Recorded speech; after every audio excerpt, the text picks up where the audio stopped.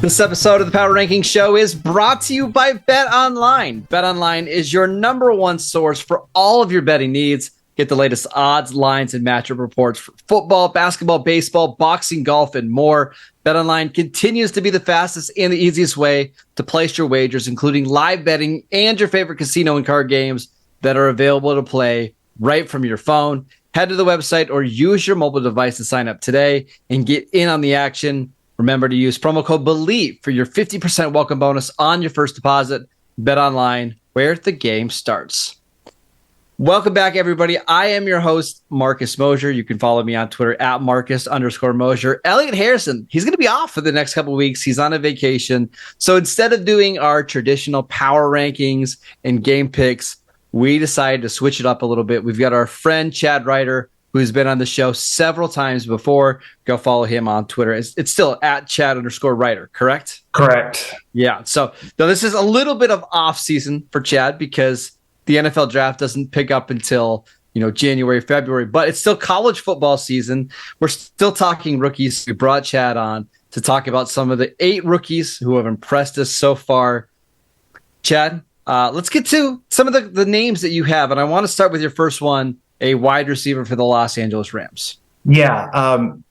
Matthew Stafford has found a problem-free philosophy this year, throwing to Puka Nacua. And, he's gotten over 30 targets, and I think the next guy in line is Tutu Atwell with like 17 or something like that. Nacua, who I listed like right after the draft last year, I named him as one of the guys as day 3 picks that could become starters during their rookie year because I knew he was going to be reliable. He's going to be in the right place at the right time. And as simple as this sounds, being in the right place and catching the ball are still the 2 most important things for being a receiver. He's been tough after the catch. He's had a couple of drops, but a couple of them were pretty hard catches. He got credit with drops. That was kind of tough calls for him. But anyway, he's been amazing for them. He's been the lifeline of their offense. He's basically like a cross between a tight end and a receiver because he's always in the short area, running those stop routes. They're giving to him, on jet sweeps and stuff like that, just trying to get the ball in his hands because he's such a tough runner. And they don't have a ton of options around him. So what a great start to his career, and I'm really happy to see it. And you're probably wondering, how did a guy like Puka Nacua fall to day 3 of the NFL draft when he was, I think he still is, he's Utah's all-time leading receiver in high school. It's because of injuries, right? He had a couple of years where he was banged up, just couldn't stay healthy. He transferred, was it from Washington, correct, to BYU? To BYU, yeah, and had some decent numbers at BYU, but nothing crazy. But you're seeing when he's healthy why he's, a really good player. I mean, he's not the biggest receiver. He's not the fastest receiver. He's just kind of one of these guys that goes out there and catches the ball. And sometimes those guys fall, a little bit down. We'll talk a couple of the receivers that maybe fell a little bit just because of the number of really good receivers there are in college football nowadays. These guys can't all go in the first round. Yeah, so let's get to another receiver. This one's a guy that I picked out for us. It's Zay Flowers. Now, you and I both like Zay Flowers a lot coming out of Boston College. We weren't surprised that he's a first-round pick. So it feels a little cheating to put a first-round pick on this list. However, it's not that he's producing right away that's surprising to me. It's the movement skills. Sometimes, Chad, when you're watching like on an NFL field, you can just be like, this guy moves differently compared to these other really incredible athletes. And that's what I've seen from Zay Flowers. He moves at a different speed than everybody else does on the field. Yeah, and I think it was interesting because his sophomore year at Boston College, he looked great. And then his junior year kind of fell off a little bit, maybe nicked up a little bit. Then this last year, he really exploded on the scene, showed some of that quickness. But again, he didn't have an NFL quarterback throwing to him. And now that he has that, and that offense is made for these short throws and then the occasional, get deep, that really fits his skill set. He can do both. And Lamar's been waiting for a guy like this to show up on his roster for a long time. So it's been great to see him take advantage of the opportunity. And if he stays healthy, he's going to get to 1,000 yards this year, maybe double-digit touchdowns. It's going to be a great year for him. It took like a quarter to be like, this is exactly what Lamar has been missing for the last 5 years, right? Like somebody who just gets open really quickly and then is so dynamic after the catch. I wonder, like, if we did a redraft of the first round, which would obviously never happen, but like, how much higher does he go? Does he end up being a top 20 pick after everybody has gotten to see him play a couple games? Yeah, I mean, hindsight's 2020 in terms of that. But the reason that he didn't go maybe as high is just because of size. And I think it's hard to pick a guy unless your name is Jaden Waddle. There's not been a lot of guys his size that have been picked that high. Yeah. And he wasn't in that conversation necessarily coming Maybe into the draft. Yeah, exactly. And we'll see that all these redrafts that are done after the fact. It's great to have hindsight, but Ravens got a deal as they usually do. This is not unusual for Baltimore. No, not at all. Let's talk about another first-round pick who has looked really, really good through the first 2 weeks of the season, Christian Gonzalez for the Patriots. Yeah, some of the talk and why he fell to the Patriots is because he's a soft player, something more athlete than football player. I didn't understand it at the time, still don't. He comes in for a sack in the first game of the year, takes down Jalen Hurts. Look, he's a really good football player. They put him on Tyreek Hill, and he followed that dude around. And if you could do that, you're going to be pretty good. And he made a really nice high point interception against Tua as well. He's going to be, and I think he's played every defensive snap so far. So durable, athletic, big. I don't know what more you want from a guy who probably should have been a top 10 pick.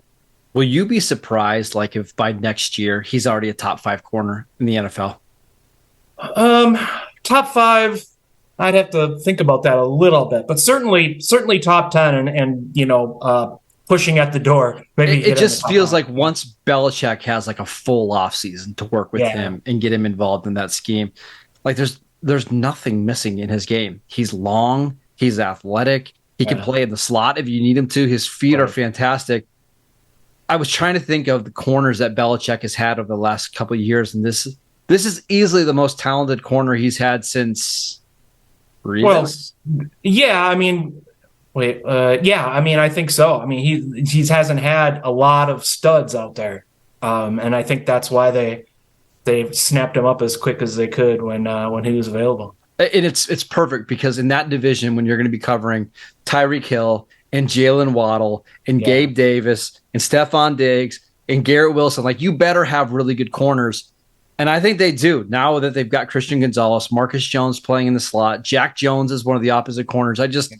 We talked about this as soon as the draft was over. Like, this is one of our favorite kind of fits after the first round of the draft, and everything we've seen so far, everything suggested he's going to be a superstar in the NFL. You know what's going to help him the most is if the offense actually starts doing something and getting them some rest, and that defense is going to be better, including Gonzalez. So if they can get the offense going, that's going to make the whole team better. And Gonzalez. Because chasing after those receivers all day, I mean, I can't imagine chasing after Hill for an entire game. I could last 30 seconds. So it's amazing. It's amazing that he could do what he did. All right, let's move on to another first-round pick. We just keep going higher and higher up in the first round. Right. Bijan Robinson. Now, you know my thoughts, Chad, on drafting running backs inside the top 10. I didn't love this pick at the time because it just felt like, Atlanta, you're still so far away. Why take a running back here? But some hindsight here for me a little bit. I think Bijan's really, really good, really good. And you pair him with this offensive line. I got to capitulate a little bit on this one. I think I'm wrong. I think Bijan's going to be a superstar. Well, look, one of the reasons you hesitate about that is because of the attrition at that position, right? I mean, and we don't know what's going to happen with that going down the line. So I wouldn't say that you're wrong yet. I mean, you might have said Zeke Elliott was worth that pick, right out early of the on. Right. So, but that said, I put that guy high immediately. I just knew he was going to be a top 10 pick. He's a special player. Well, here's what I'm going to be wrong about. I love, again, you and I talked about Breece Hall on the show last year before the draft. I love Breece Hall. I thought he was one of the best running back prospects I've seen in a long time. And I said, if Breece Hall goes in the second round, I don't understand why Bijan Robinson should be a top 10 pick. There's not a 30 spot difference between the two. And this isn't a knock on Breece Hall at all. but the way that Bijan moves is just different. It is different. It is. And I think you see that open field agility and his vision to see the second or third guy coming before he even makes his cut is special. And I just saw something on Twitter where they had a special camera above the field and they put the ball in the center and you see Bijan moving between the Packers. I'm like, that's why I thought he was special. He's an offensive weapon, whatever you want to call it. I mean, I've said for a couple of years now, we're going positionless football, and that's what we're doing. He's going to line out wide. He's going to be in the backfield. He's going to do all kinds of things, and that's why he's special. And the Falcons, they like picking those offensive playmakers, and I can't blame them. If Desmond Ridder becomes a great quarterback, or if they pick another quarterback because he doesn't make it, and he's got all these guys around him when he steps in, yeah, that's a recipe for success down the road. So I love that pick. I love to see him doing what he's doing. I will also say I've got Bijan Robinson in a lot of my fantasy teams, and I'm always so frustrated that he's not getting more touches because you saw Tyler Algier had 15 carries in week 1 and had the 2 rushing touchdowns. But I think the goal, if the goal is to not have him be Ezekiel Elliott, where he's basically done after year 3, this does make sense because Tyler Algier is I don't know, what do you want to call him? A above average NFL running back. He's a solid starter. Yeah. Put him in the red zone. He's going to get red zone touchdowns. That's the way it's going to be. I don't really play fantasy much, but that's what I tell people if they ask me. It's like, Algier's going to get some red zone touches, goal line touches. That's the way it's going to be. But Robinson can do a lot of things in between the tens, and he's going to score a fair amount on his own on big plays at some point. So, yeah, I mean, you just kind of have to live with that and just know you have one of the better backs in the league. And I don't want to compare these two players to each other, but the situation reminds me a little bit of when the Vikings drafted Adrian Peterson. Like, everybody wanted Adrian Peterson to be the guy, but they had Chester Taylor, who was a really good back. So instead of just giving Peterson all these touches right away, they kind of eased him in. And it feels like that's what Atlanta's trying to do right now. Yeah. Why wouldn't you? You want to keep him fresh, right? This is a team that they expect to win that. I mean, the Falcons expect to win that division. It's a wide open division. So if they keep doing what they're doing and they give him 12, 15 touches a game right now in different ways, by the end of the year, he's still fresh. He's not banged up. I mean, it's a smart move. I can't imagine what Bijan's going to look like when we get to December and defenses are worn down and he's still really fresh. He's going to look absolutely incredible.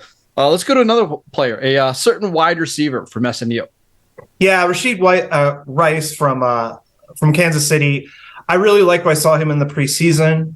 He's had a couple drops, but I think in terms of a guy that Patrick Mahomes is going to feed on. Look, Kadarius Toney kind of bounced back a little bit last week, but week 1 was not great. And with Travis Kelce out that week, it really hurt that offense. And if Toney does that again, Rice is going to step right into that role and being that guy that if Kelce's doubled and you look the other way, Rice is going to be there. And not only is he going to make the catch, but he's also going to break through a bunch of stuff. That's what I loved about him coming out. I had mocked him late in the first round to kind of get his name out there a little bit because he's so good after the catch, running through. He's separating right after the catch at the top of his route. He's really good at a lot of things. And I think even Travis Kelce said after the draft on a podcast, like, he loved Rashid Rice. And I think you're starting to see that. And as the season goes on, depending on what goes on with Toney and Sky Moore and some other guys, Mahomes is going to really start leaning on Rice a little bit more in that offense. And he's going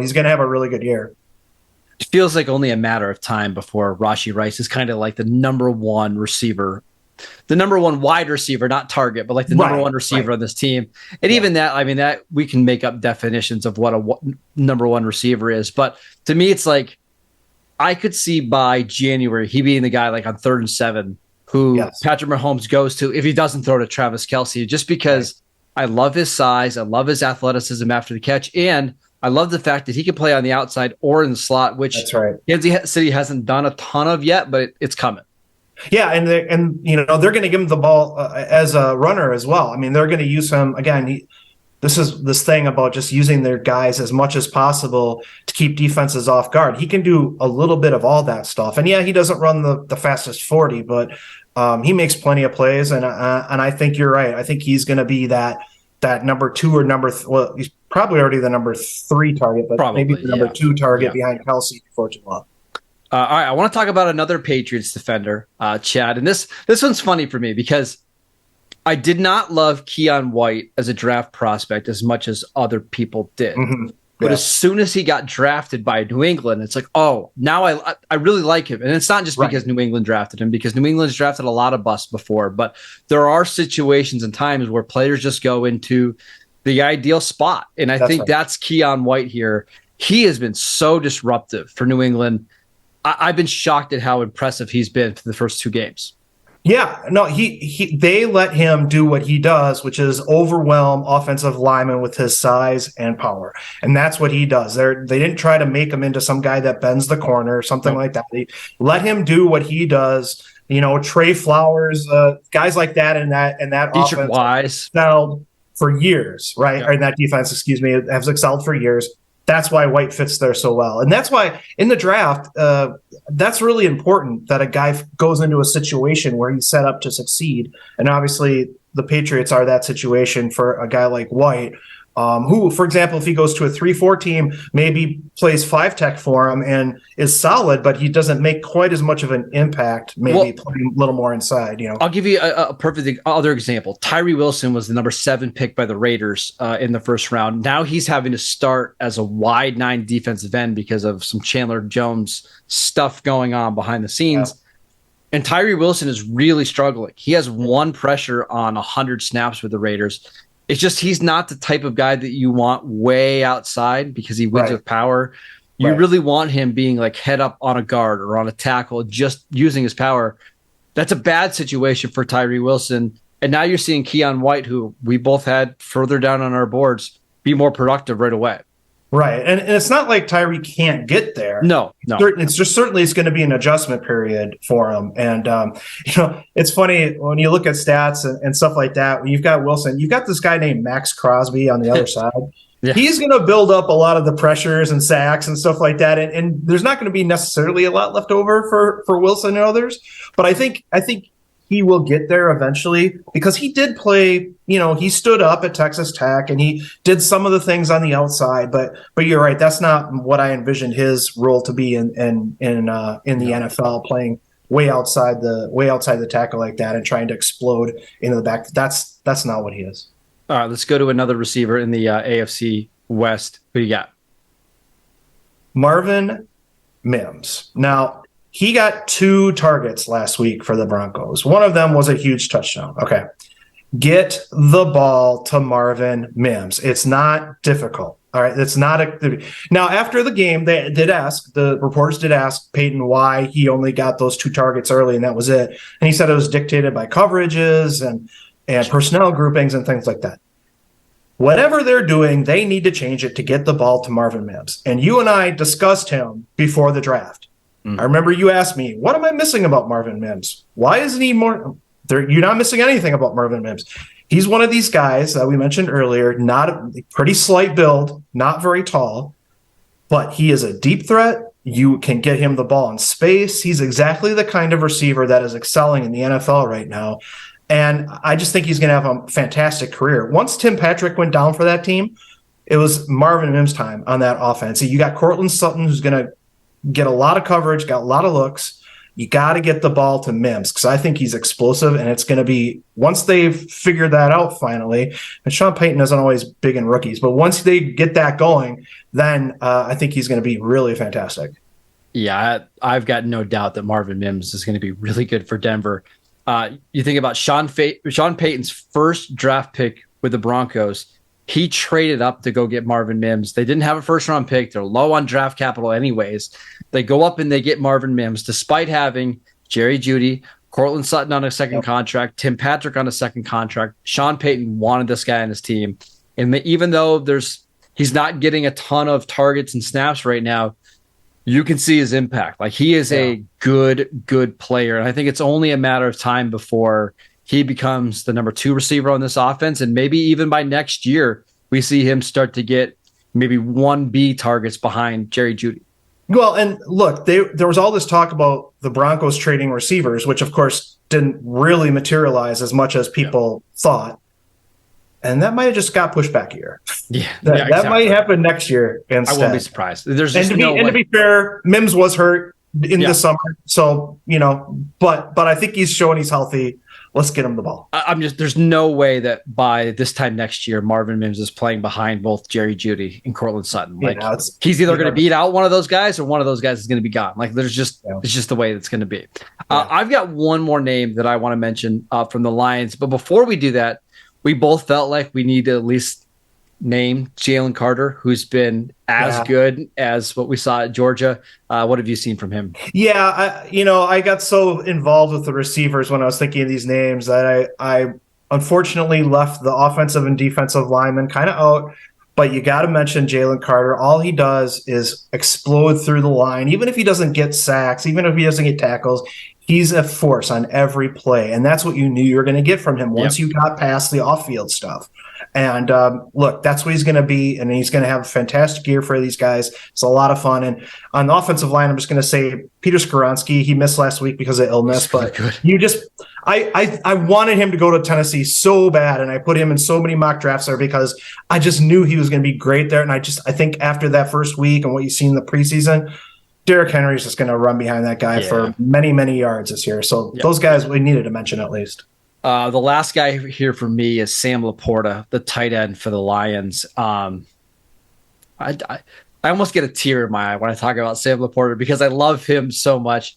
I didn't have him as my number one tight end in this class. I didn't even have him as my number two tight end in this class. And sometimes you see these guys in the field and you really regret not having them higher. He's a perfect fit for the Lions. And I think he's going to be a much better fit in that offense than what TJ Hawkinson ever was. And it might only be a matter of, a year before we see that play out. Yeah.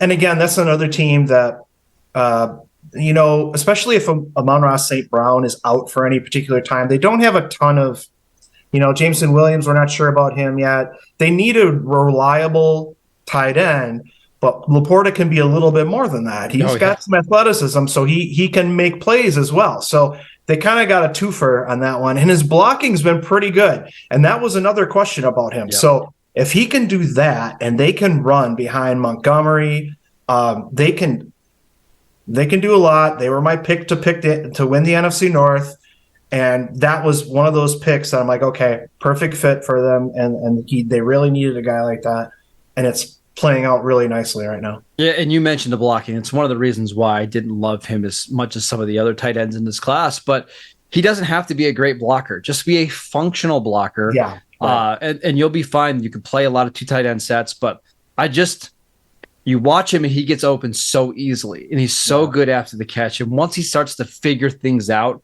a little bit more and learns how to settle into soft spots of the zone, I won't be surprised if he's somebody who's getting 5-6 catches every week because Chad, he's just open all the time.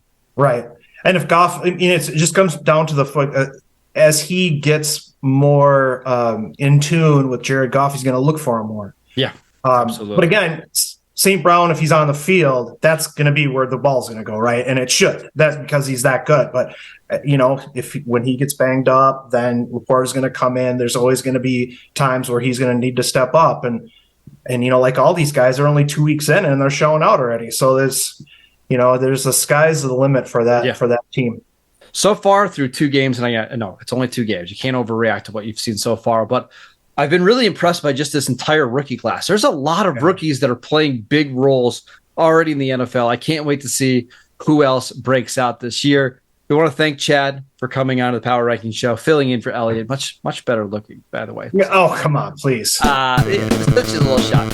Follow Chad on Twitter, @Chad_Reuter. I'm @Marcus_Mosher. We'll see you back next week. Elliot, still be out. We've got a special show. Make sure you tune in for that.